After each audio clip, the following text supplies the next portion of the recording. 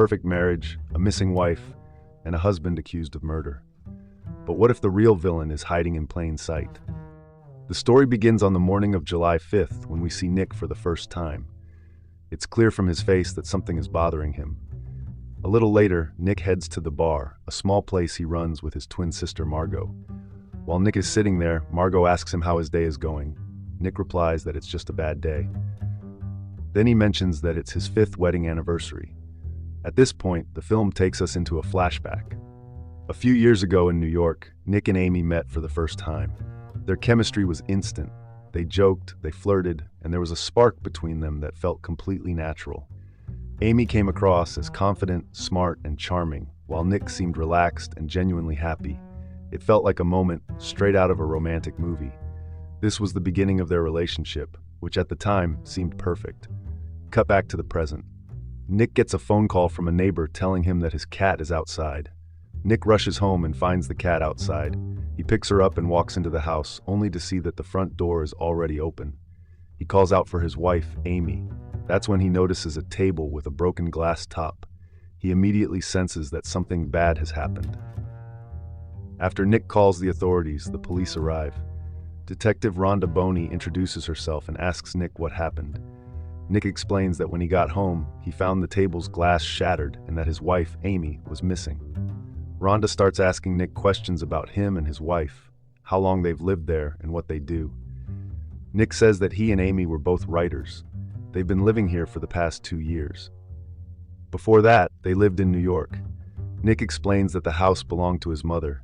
When she fell ill, he and Amy moved back here from New York, but a few months ago, his mother passed away. Rhonda asks what Nick does now, and he says that he runs the bar with his sister Margot and that he teaches at local college. Rhonda begins inspecting the house. In the kitchen, she spots what looks like small blood splatters on the wall and marks it for evidence.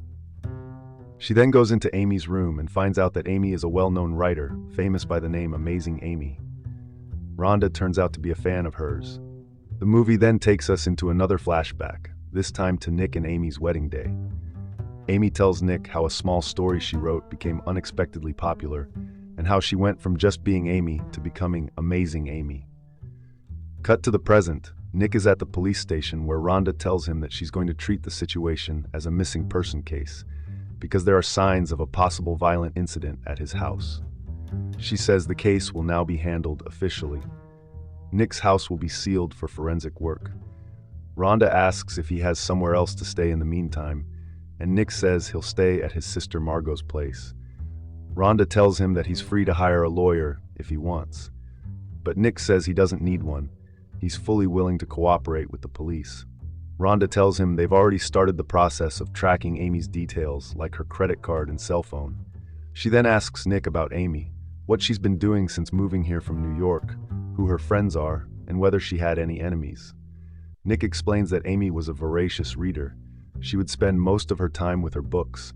She didn't really have any close friends she hung out with, and definitely no enemies. Rhonda tells him that there's going to be a press conference tomorrow, so he should inform all friends and family to be there. Enjoying the movie so far? Don't forget to subscribe for more. We bring you detailed movie explanations you won't want to miss. That night, Nick goes to stay at Margot's place. Margot asks if there's any news about Amy. Nick replies, she's always attracted drama. Meanwhile, Rhonda arrives at Nick's house for further investigation. Just then, a woman shows up claiming to be Amy's best friend and says she needs to talk to Rhonda urgently. Rhonda asks where she lives, and the woman says she lives nearby. Rhonda doesn't pay her much attention and makes an excuse to talk later, then walks away. The police team continues searching Nick's house. One of the officers tells Rhonda something surprising, that everything, including the house, Nick's car, credit cards, utilities, and phone bills, are all under Amy's name. Even the bar Nick runs with his sister is in Amy's name. While checking Amy's room, Rhonda finds an envelope in a drawer. It says, Clue 1 on it. The next day, Nick arrives at the press conference with Margot. Amy's parents are also present, visibly shaken and deeply worried about her disappearance. Her father says they'll do everything they can to find Amy and bring her back safely. During the conference, Nick talks about the incident and urges everyone to help find Amy. He asks that if anyone knows anything, they should come forward. While the media takes photos, a photographer asks Nick to stand next to Amy's picture. As the cameras start clicking, Nick smiles, a smile that felt completely out of place given the situation. Margot notices it, and she clearly doesn't like it. After that, Rhonda speaks to Amy's parents to learn more about her. Amy's mother mentions that a few years ago, Amy had a boyfriend named Desi Collins. Desi was obsessed with her and even attempted suicide when Amy broke up with him. Nick adds that Desi lives in St. Louis, which is just about 2 hours away from where they are. Amy's father then mentions another man named Tommy O'Hara.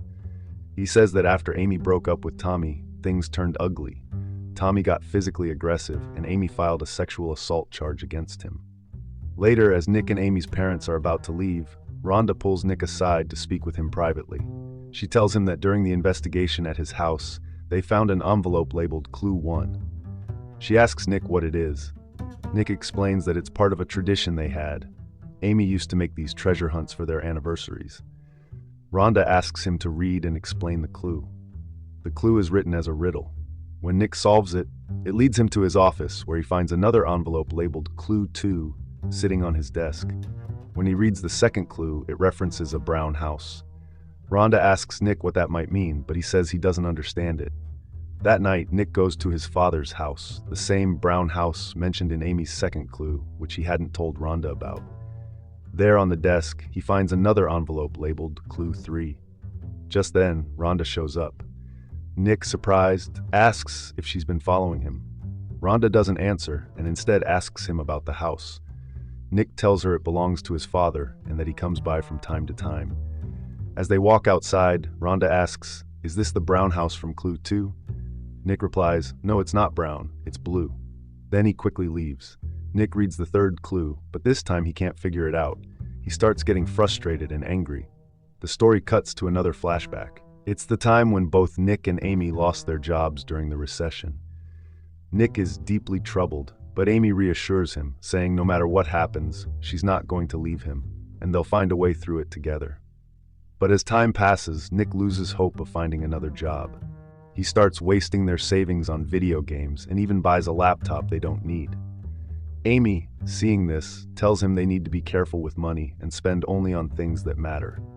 But Nick doesn't seem to care about what she's saying. Suddenly, Nick gets a call. His mother's health has taken a serious turn for the worse. Hearing this, Nick and Amy rush to be with her, but sadly his mother passes away.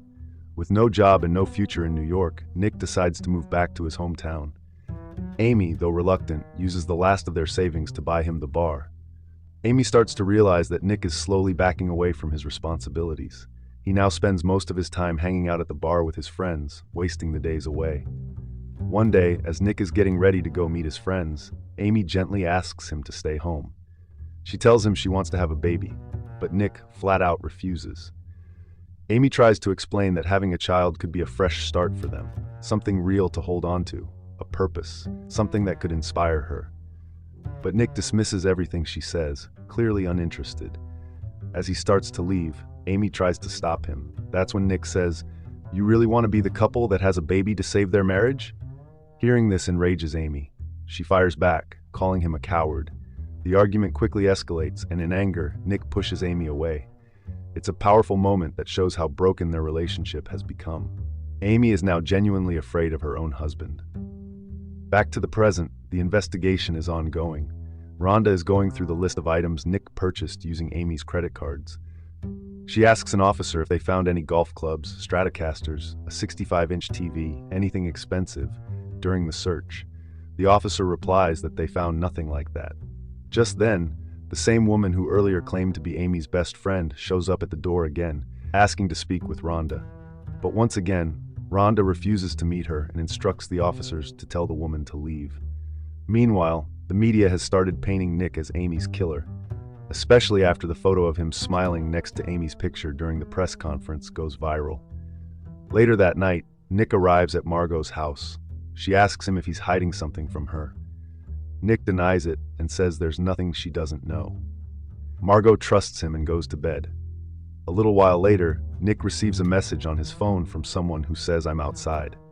Alarmed, he rushes out to check but sees no one. Then he opens the back door and we see Nick's secret girlfriend, Andy, standing there. Nick tells her she shouldn't have come.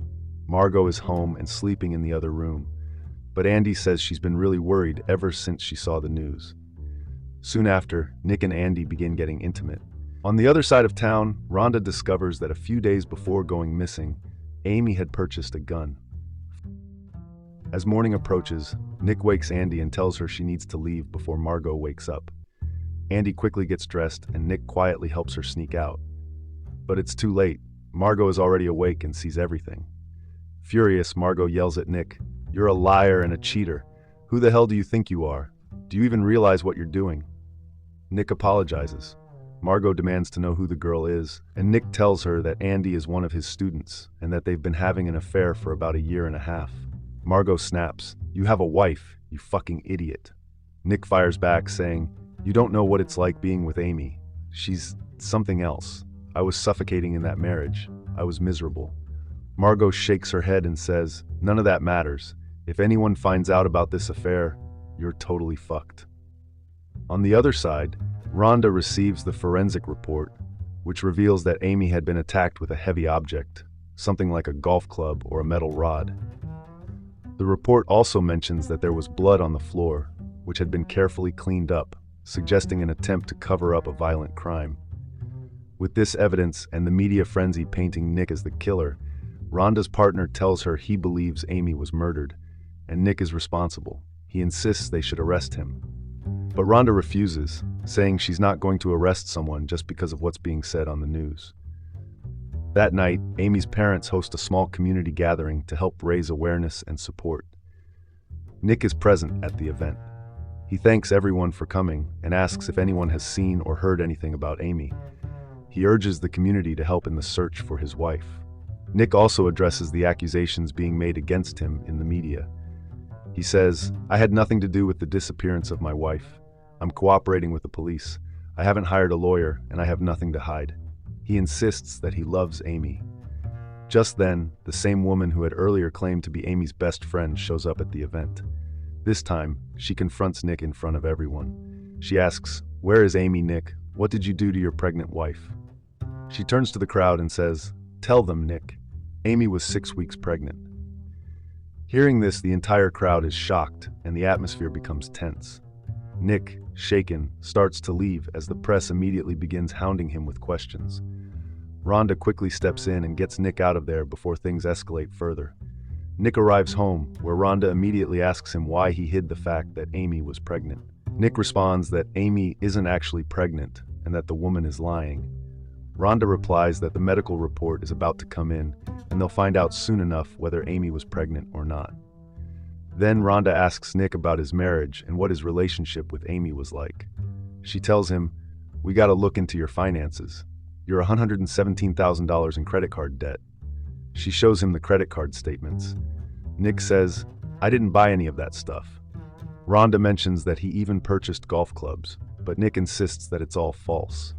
That's when Rhonda shows him Amy's life insurance policy and asks why he recently increased it to $1.2 million. Nick claims Amy told him to do it. Rhonda doesn't believe him, but Nick insists he's telling the truth. Just then, Rhonda gets a call. It's about Amy's medical report. She tells Nick that Amy was pregnant. Before Rhonda can ask anything, Nick says he doesn't want to talk to her ever again without a lawyer. After Rhonda leaves, Margot shows up. She's angry and asks Nick why he didn't tell her that Amy was pregnant. Nick says Amy wasn't pregnant. She didn't even like kids. But Margot says no matter what he says now, no one's going to believe him. Then Margot walks away. Outside Nick's house, there's a crowd of reporters. Nick has no idea what to do next. That's when he remembers Amy's third clue envelope. Meanwhile, Rhonda is searching Nick's father's house, the same place where Nick had found the third clue but didn't tell her about it. While searching, Rhonda finds a diary that someone had tried to burn. When she opens it, she realizes it's Amy's diary, a personal journal of her life. On the other side, Nick is trying to solve the riddle of the third clue. After several attempts, he finally figures it out. He runs to the woodshed behind his house because that's what the third clue was pointing to. As soon as he opens the door, his eyes go wide. Inside are all the items bought using Amy's credit card, the same ones Rhonda had asked him about. Among all those items is a gift box. Nick immediately goes to Margot and asks her to come see it. Margot is stunned when she sees everything. She asks what's inside the gift box. Nick and Margot take it inside the house. Along with it is a letter from Amy. When Nick opens the gift, it contains Punch and Judy puppets. Margot reads Amy's letter, which says, "For this anniversary, I've arranged a trip. Follow the river up, sit back and relax because you are done." Nick realizes that "up the river" is an old slang term for prison. He says now he understands everything. Amy has framed him for her own murder. Margot can't believe it. Nick explains that on the day of their anniversary, he was planning to ask Amy for a divorce, but before he could say anything, Amy cleverly distracted him with other tasks and got him out of the house. And by the time he came back, she was already gone. The next scene begins with a major twist. We see Amy. Yes, she's alive. Now, for the first time, we see her side of the story. Amy reveals how she planned everything, every lie, every clue, and every trap, just to destroy Nick. To fake a convincing murder, Amy starts by gathering all the necessary information. Then, she secretly creates financial problems by shopping under Nick's name, using her credit card and making online gambling transactions. At the right moment, she tricks Nick into signing a bumped life insurance policy without telling him. To carry out her plan, Amy befriends a simple, pregnant local woman. She convinces the woman that her husband is violent and she's terrified of him. Amy also lies that she herself is pregnant. One day, Amy invites the woman over to her house. She's already prepared and waits for the woman to use the bathroom. As soon as the woman steps out, Amy goes into the bathroom and cleverly collects her urine. Since the woman is actually pregnant, Amy plans to use it so her own medical report will say that she's pregnant. Then Amy prepares the most crucial part, a fake diary. In it, she portrays her relationship with Nick as if he were an angry, abusive, and frightening man. She writes that she's afraid of him and now even fears for her life. Now Amy is ready to execute her plan. On their anniversary day, as soon as Nick leaves the house, Amy gets to work.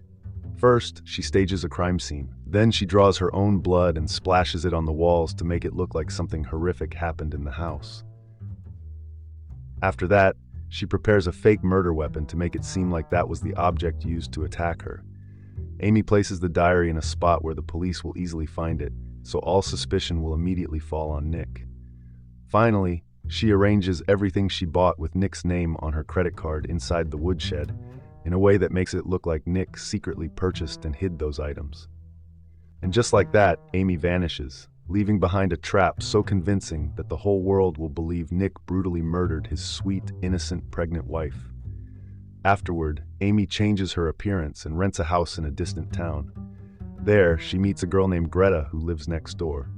Greta asks her about her past, and Amy tells a fake story, that her husband was having an affair, so she left him. She also says she has nothing left and is completely broke. On the other side, Nick meets with a lawyer named Tanner Bolt. After hearing Nick's story, Tanner agrees to take on his case. Amy watches the news and sees how people have started viewing Nick as a criminal. This makes her happy, because everything is going exactly as she planned. Now, Amy takes her final step. She calls the police station, pretending to be a stranger, and reports suspicious activity happening in Nick's woodshed. Meanwhile, Rhonda is reading Amy's diary. The officer working with her says that Nick is clearly responsible, that he's a murderer, and they should arrest him as soon as possible. But Rhonda isn't fully convinced. She says, if Nick really wanted to hide the diary, why would he take it to his father's house? And if he wanted to burn it, why didn't he burn it all the way? Something just doesn't add up. Meanwhile, Tanner meets with Nick and Margot. They discuss all the possible angles of the case.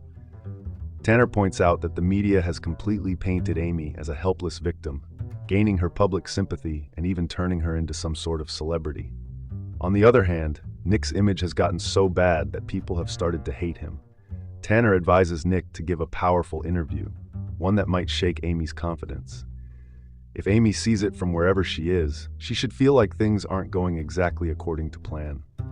That night, Amy is hanging out with Greta and her friend, casually playing a little golf outside. Suddenly, Amy's money bag falls to the ground. She quickly tries to pick it up, but by then, Greta and her friend have already seen it. Greta, surprised, says, "I thought you said you were completely broke." The next day, Amy is at her rented house when there's a knock at the door. She opens it and finds Greta and her friend standing outside. Without saying anything, they push their way inside and start searching for the money. Before Amy can react, they forcefully grab her cash bag. It's full of money. They take it and run off, leaving Amy shocked and helpless. After that, Amy gathers all her belongings and leaves the house for good.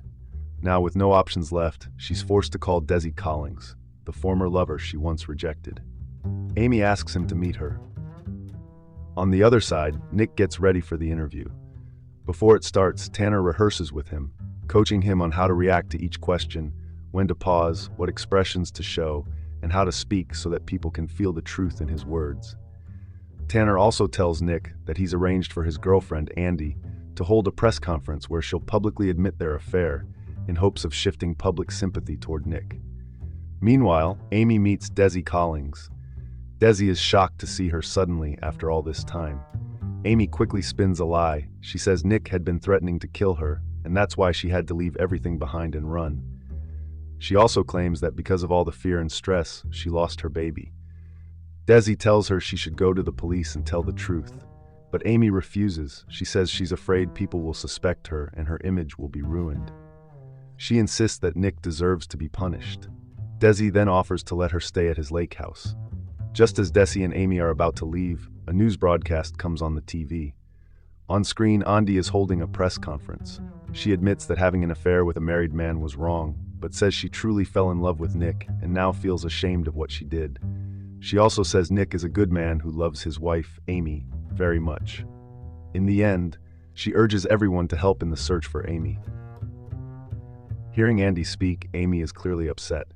She starts to feel anxious, worried that the public sympathy she carefully built for herself might now shift toward Nick and Andy, something she never wanted. Meanwhile, Nick appears in the interview arranged by Tanner. On the other side, Desi brings Amy to his luxurious lake house.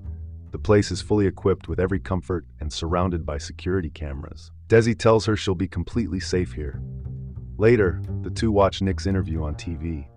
In it, Nick appears as a remorseful husband, expressing deep regret for not being able to protect Amy. His emotional and sincere words win the audience over, and by the end of the interview, Nick has completely regained the public's sympathy. Amy and Desi are stunned as they watch. Amy realizes that with this one interview, Nick may have just flipped the entire situation in his favor. Desi says, "Amy, the truth is, even after all these years, when things went wrong, you still came back to me. That says everything. Nick was never right for you. Now it's time to leave the past behind and move on with me." Hearing Desi's words, Amy realizes she's now trapped in his control.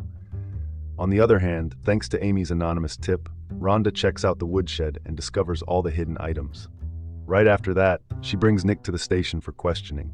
She shows him Amy's diary and questions the things written in it, but Nick calls it all lies.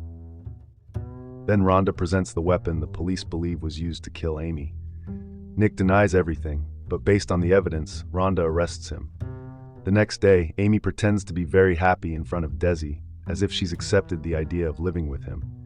As Desi leaves for work, she kisses him sweetly. But the moment he's gone, Amy stages a fake crime scene, making it look like Desi assaulted her. She sets everything up carefully so that the security cameras capture it all. After that, Amy creates rope marks on her wrists to make it look like she had been tied up. She also inflicts injuries on herself to simulate assault, building evidence to support her story. That night, when Desi returns home, Amy is waiting for him. She kisses him and leads him to the bedroom. She starts seducing Desi, slowly drawing him in with affection and intimacy. The two become intimate. But as soon as she sees the opportunity, Amy suddenly slits Desi's throat with a knife and brutally murders him. This scene shows just how far Amy is willing to go to stay in control of her story, even if it means killing someone who genuinely cared for her. Meanwhile, Tanner gets Nick released from the police station on bond. As soon as Nick steps outside, a crowd of media reporters surrounds him and tries to stop and question him, but Nick quietly gets into the car and leaves without responding. The next day, while Nick is at home, he hears some noise outside. As he steps out to check, he's shocked to see Amy standing there, completely covered in blood. She walks up to him and collapses into his arms. Meanwhile, the surrounding reporters capture the entire moment on camera. Just as Amy had planned, everything goes her way. Medical reports confirm signs of rape and physical assault. Amy tells the police a fabricated story that Desi kidnapped her, kept her at his lake house, and tortured her. She claims that she killed him in self-defense when she finally got a chance to escape. Amy even asks the police to check Desi's security footage to support her story. Detective Rhonda, however, grows suspicious. She questions Amy about several things: the credit card bills, bumping up the insurance, the diary accusing Nick of abuse, the burned diary, the envelope of clues, and the gun purchase. Amy can't answer properly and simply says, "I feel myself fading away." Rhonda insists these things must be cleared up, but her superior shuts her down, saying, "That's enough." He then asks Amy, "Do you feel safe going home with your husband?" To which Amy nods in agreement. When Amy returns home with Nick, she sees media swarming outside and starts to enjoy the attention, feeling like a celebrity. The next day, Nick meets Margot, Tanner, and Rhonda. By now, everyone knows the truth, that Amy is the real culprit. Tanner prepares to leave, saying the case is officially closed, and there's nothing more he can do. Nick tries to stop him, but Tanner sarcastically advises him not to upset his wife. Nick then turns to Rhonda for help, but she tells him the case is now officially closed. Amy is a national icon now, and going against her would only backfire. Nick realizes there's no way out. A few weeks later, Amy tells Nick that she's pregnant. Nick knows she's lying. In anger, he pins her to the wall and says, "As soon as this is over, I'm leaving you." Amy calmly replies that she had secretly used his frozen sperm without his permission. Then she warns him, "If you leave, I'll tell the world that a helpless, abused, heartbroken, pregnant wife was abandoned by the man she still loved. And this time, the public will destroy you." Now Nick is truly trapped. If he leaves, he'll be hated by the world. If he stays, he'll be living with a monster. Later, Margot asks, "Why are you still with her?" Nick replies, "Because I can't let my child be raised by someone like her. I won't leave my kid alone with Amy." The film ends with a chilling scene. Amy and Nick smile together on national TV as the perfect couple. But behind those fake smiles is a marriage full of lies, fear, and control. So that was the end of the movie. If you liked the explanation, give it a thumbs up, and don't forget to subscribe for more. Thanks for watching.